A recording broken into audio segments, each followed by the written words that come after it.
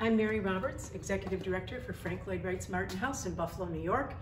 And we are here today on the east veranda of the main Martin House, overlooking the beautifully landscaped estate that was designed in the early 1900s by Frank Lloyd Wright for Darwin and Isabel Martin.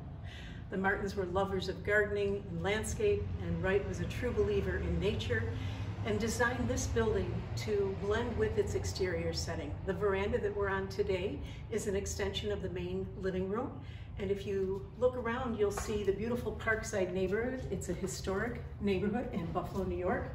It was a garden suburb at the time when Wright was first brought to Buffalo to design this estate for the Martin family. We're looking out over the veranda towards Jewett Parkway, the main entrance to Delaware Park, part of the Olmsted Park design. And we are overlooking the beautiful floral cycle that wraps around the veranda.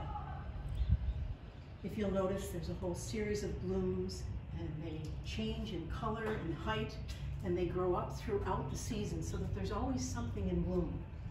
The Martins discussed the option of a fence around their property with Frank Lloyd Wright, and he told them that he would give them something better than a fence. He would give them a vegetative screen that would offer privacy and beauty at the same time.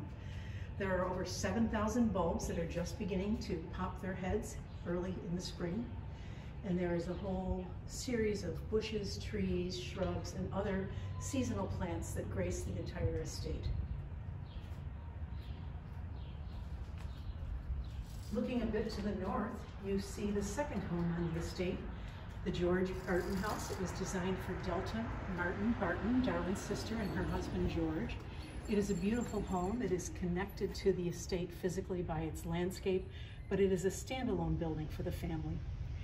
It is connected by the wall to the conservatory, to our open-air pergola that you're looking at now, and you see atop the conservatory 4 limestone birdhouses that Wright designed for the Martins.